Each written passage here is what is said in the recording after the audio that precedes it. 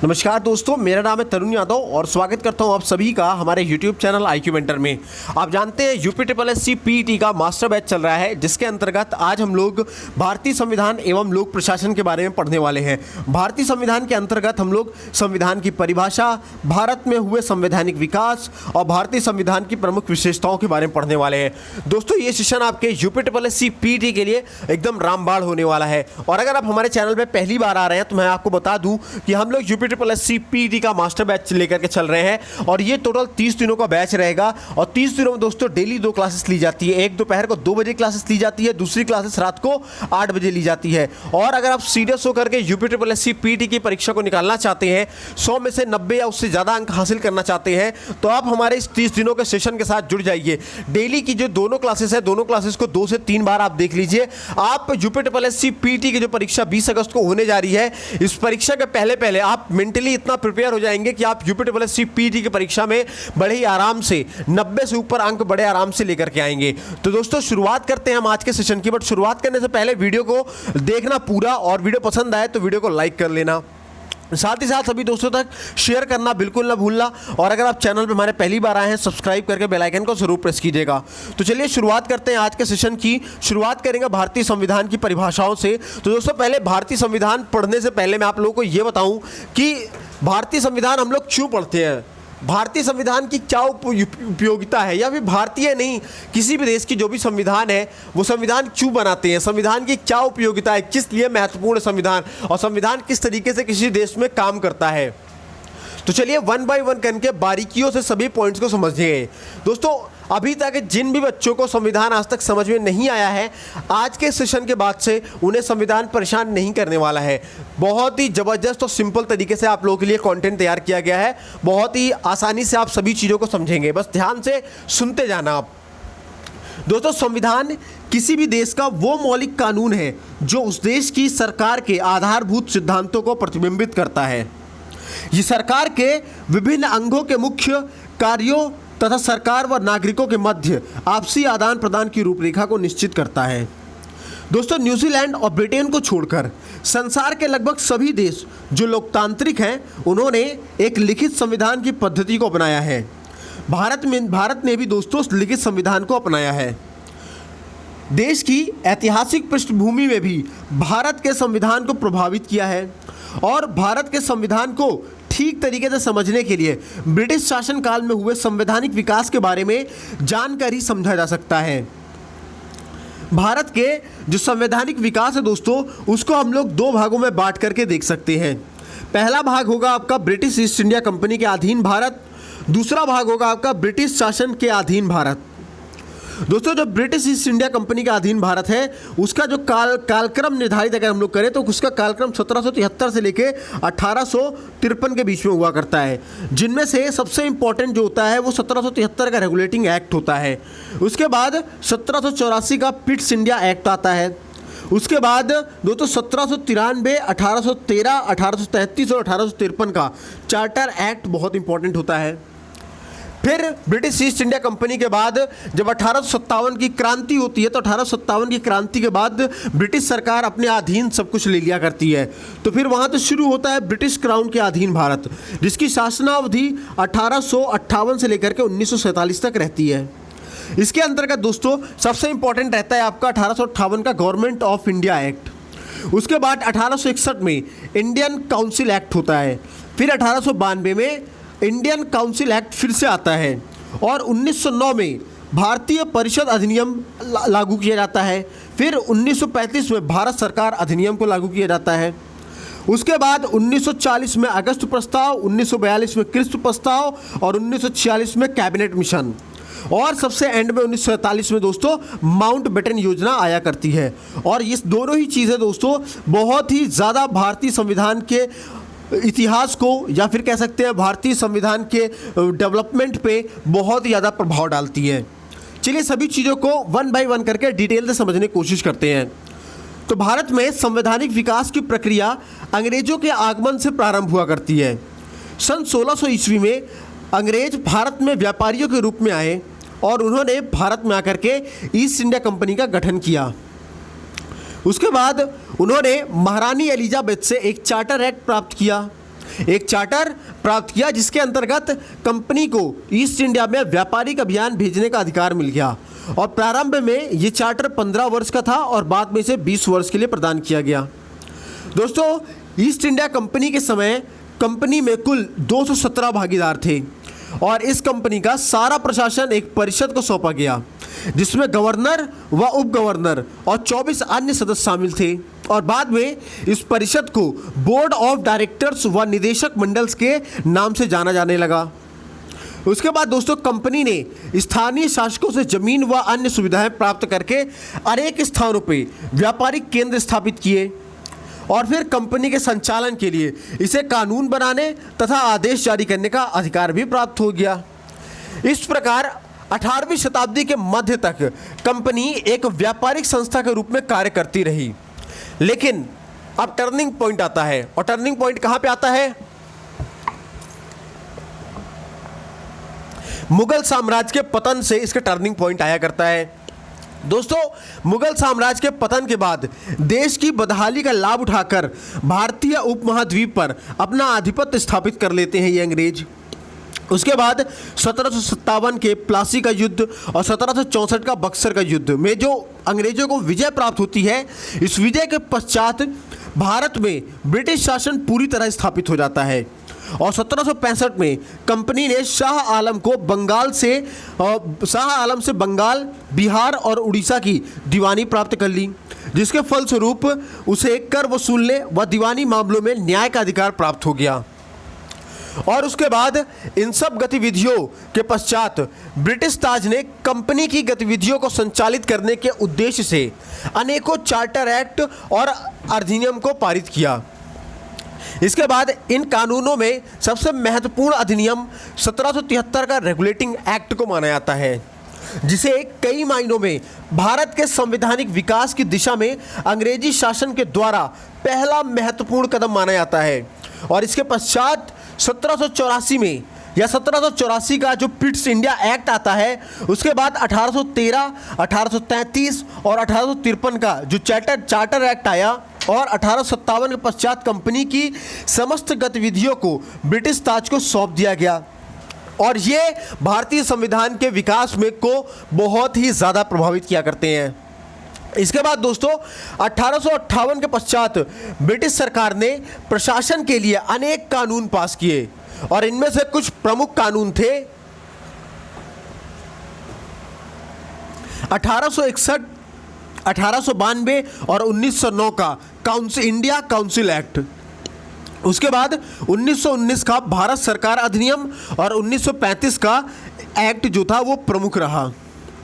इसके बाद दोस्तों भारतीयों की स्वतंत्रता व अपना संविधान की मांग को देखते हुए ब्रिटिश सरकार ने अंत में 15 अगस्त 1947 को भारत को स्वतंत्रता दे दी व उन्हें अपना संविधान बनाने की आज़ादी भी मिल गई।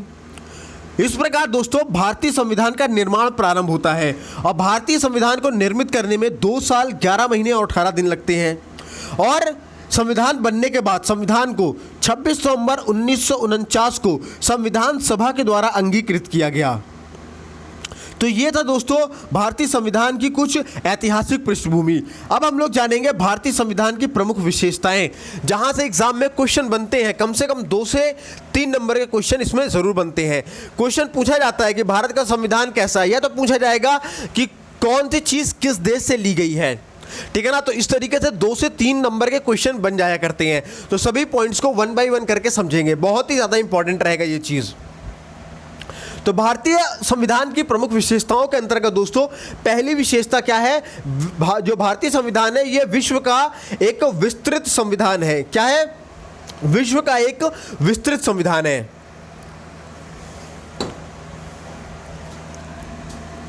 दोस्तों भारत का संविधान विश्व के सबसे विस्तृत संविधानों में से है। इसकी विशालता का प्रमुख कारण केंद्रीय व प्रांतीय दोनों सरकारों के गठन व उनकी शक्तियों का विस्तृत वर्णन है।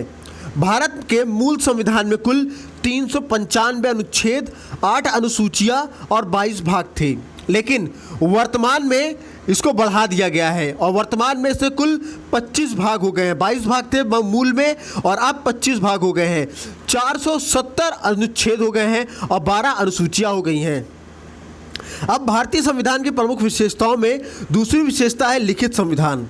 जी हाँ दोस्तों, लिखित संविधान या संविधान जो है, किसी भी देश का जो संविधान है वो लिखित और अलिखित दोनों हो सकता है, लेकिन भारत का संविधान एक लिखित संविधान है।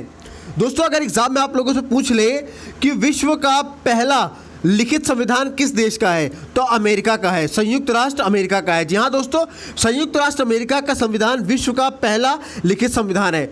अच्छा, अगर एग्जाम में आप लोगों से पूछ ले कि विश्व का पहला किस देश का संविधान अलिखित है, तो दोस्तों ब्रिटेन का संविधान एक अलिखित संविधान है। उसके बाद भारतीय संविधान की तीसरी सबसे बड़ी खासियत है कि ये संसदीय शासन प्रणाली को बढ़ावा देता है। जी हाँ दोस्तों, भारत का संविधान देश में संसदीय व्यवस्था का प्रयोजन करता है, जिसमें राष्ट्रपति नाम मात्र का अध्यक्ष होता है तथा वास्तविक कार्यकारिणी शक्तियों का प्रयोग मंत्रिपरिषद के द्वारा किया जाता है। और संसदीय शासन प्रणाली दोस्तों सबसे पहले इंग्लैंड में विकसित हुई थी और यही इंग्लैंड से ही संसदीय शासन प्रणाली भारत के संविधान में भी डाली गई है। तो एग्जाम में पूछा जाएगा आप लोगों से कि संसदीय शासन प्रणाली किस देश से ली गई है, तो इंग्लैंड से ली गई है। उसके बाद चौथा आता है हमारा एक सशस्त्र केंद्र वाली संघीय व्यवस्था। दोस्तों भारत के संविधान में एक ऐसी संघीय व्यवस्था का प्रावधान किया गया है जिसमें केंद्र बहुत शक्तिशाली है, परंतु भारत के संविधान में कहीं भी संघीय शब्द का प्रयोग नहीं किया गया है।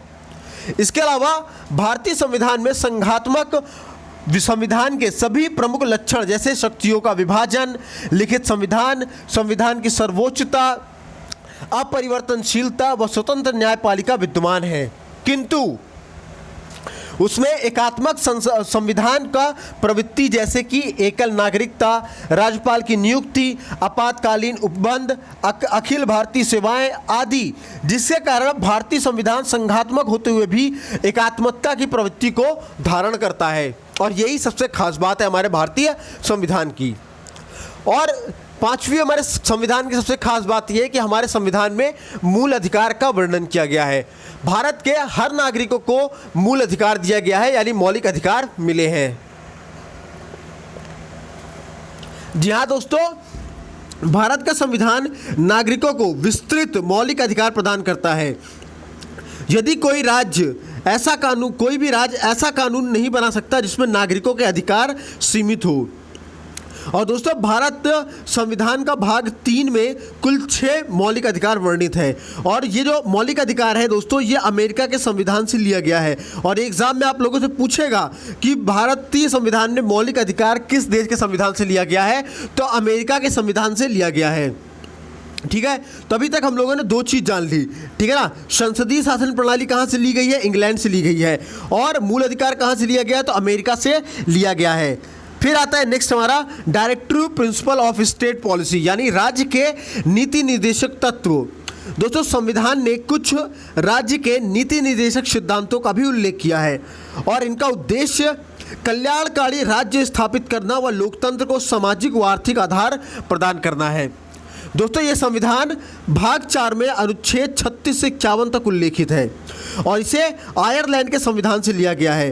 दोस्तों मूल अधिकारों के विपरीत इसे न्यायिक संरक्षण प्राप्त नहीं है, ठीक है ना। तो एग्जाम में आप लोगों से यही पूछेगा कि भारतीय संविधान में directive principle of state policy यानी कि राज्य के नीति निर्देशक तत्व किस देश के संविधान से लिया गया है, तो आयरलैंड के संविधान से लिया गया है। फिर अगली खासियत आती है मौलिक कर्तव्य। जी हाँ दोस्तों, हमारे भारतीय संविधान की सबसे बड़ी ये भी खासियत है कि हमारे भारतीय संविधान में मौलिक कर्तव्य भी दिए गए हैं। जी हाँ दोस्तों, भारत के संविधान में नागरिकों के मौलिक कर्तव्यों का उल्लेख है, और मूल कर्तव्यों का उल्लेख जो दोस्तों मूल संविधान में नहीं है, लेकिन सरदार स्वर्ण सिंह समिति की सिफारिश में 42वें संविधान संशोधन के द्वारा भाग 4 का और अनुच्छेद 51 का को जोड़ करके कुल 10 मौलिक कर्तव्यों को शामिल किया गया है। और ये जो दोस्तों मौलिक कर्तव्य है ये कहाँ से लिया गया, तो ये रशिया से लिया गया है। कहाँ से लिया गया है, रशिया से, रूस से लिया गया है, ठीक है ना। अब 8वीं सबसे बड़ी क्वालिटी आती है स्वतंत्र न्यायपालिका।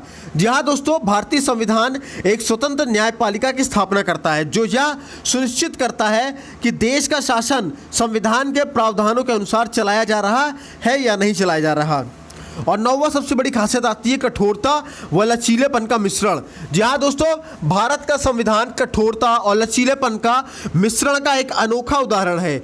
जी हाँ दोस्तों, भारत के संविधान में संशोधन अपनी मर्जी से या अपनी तरह से की जा सकते हैं। और दोस्तों, जो भी संविधान संशोधन आसानी से किए जा सकते हैं उस स्थिति में उसे लचीला संविधान माना जाता है, और जो संशोधन की प्रक्रिया जटिल होती है उसे हम लोग कठोर संविधान माना करते हैं। ठीक है ना, जिसमें हम लोग दोस्तों संशोधन आसानी से कर लेते हैं वो लचीला संविधान है, और जिसमें संशोधन करने की प्रक्रिया जटिल होती है उसे हम लोग कठोर संविधान माना करते हैं। उसके बाद 10वीं सबसे बड़ी क्वालिटी आती है हमारे संविधान की, एकल नागरिकता। जी हाँ दोस्तों, भारत का संविधान सभी नागरिकों को एक समान नागरिकता प्रदान करता है। कोई भी व्यक्ति सिर्फ भारत का नागरिक होता है, ना कि किसी राज्य का नागरिक होगा। मतलब आप इंडिया के किसी भी कोने में किसी भी पर्टिकुलर इंसान को आप पकड़ेंगे तो वो भारत का नागरिक कहलाएगा। ठीक है ना कि किसी राज्य का नागरिक कहलाएगा। फिर 11वीं सबसे बड़ी खासियत है कि सार्वजनिक वयस्क मताधिकार हमारे भारतीय संविधान में है। जी हाँ दोस्तों, हमारा भारतीय संविधान सभी वयस्क नागरिकों को जिनकी आयु 18 वर्ष के ऊपर है वो बिना भेदभाव के मतदान का अधिकार उनके अंदर प्रदान है। जी हाँ दोस्तों, वयस्क मताधिकार वयस्क मताधिकार को अपनाना संविधान की एक क्रांतिकारी विशेषता है।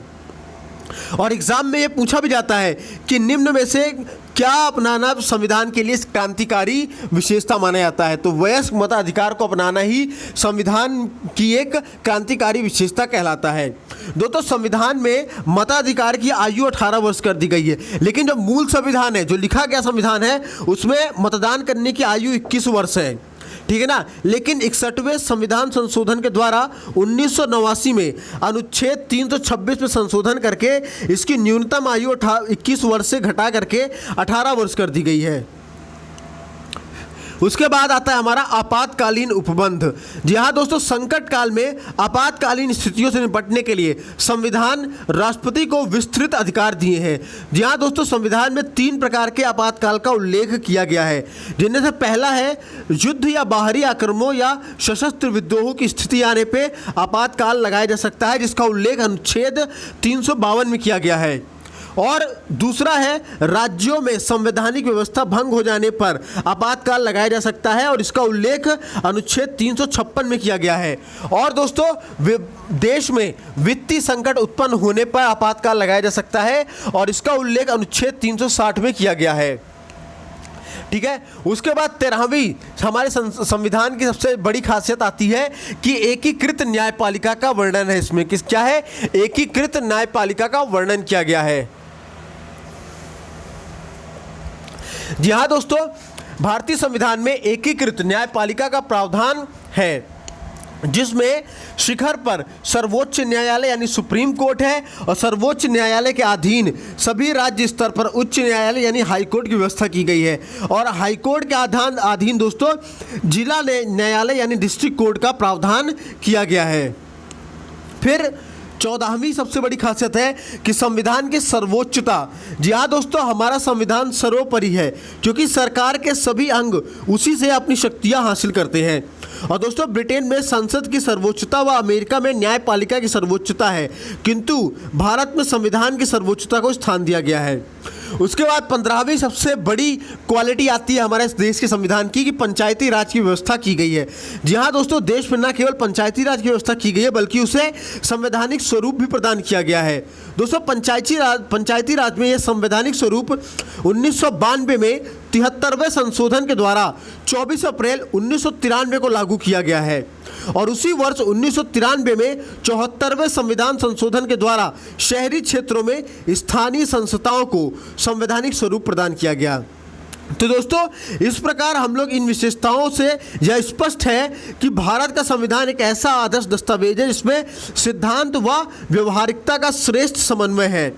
तो दोस्तों आज के सेशन में बस इतना ही, बाकी इसके बारे में डिटेल से 1 बाय 1 करके कल के सेशन 2 बजे वाले में जानेंगे और मिलेंगे अभी आज रात के 8 बजे वाले सेशन में, जो कि होता है Q&A सेशन, जनरल अवेयरनेस का सेशन, करंट अफेयर का सेशन और स्टैटिक जीके का सेशन होता है। तो रात को 8 बजे वाले सेशन में आप लोगों से मिलते हैं। और अगर इस वीडियो की PDF चाहिए होगी तो नीचे दिए गए टेलीग्राम चैनल पे आप हमें ज्वाइन कर ले, वहां पे आपको हमारे सारे वीडियोस की PDF आप लोगों को दे दी जाएगी। इसके अलावा आप हमारे व्हाट्सएप ग्रुप को भी ज्वाइन कर सकते हैं, नीचे दिए गए कैपिटल लेटर नंबर पे कैपिटल लेटर में JOIN ज्वाइन लिख के मैसेज कीजिएगा। हम आपको अपने WhatsApp group IQ mentor study group में ऐड कर देंगे। साथ ही आप हमारे इंस्टाग्राम पेज को फॉलो कर सकते हैं, फेसबुक पेज को भी फॉलो कर सकते हैं। वीडियो अगर पसंद आई तो वीडियो को लाइक करिएगा, शेयर करना बिल्कुल ना भूलिएगा।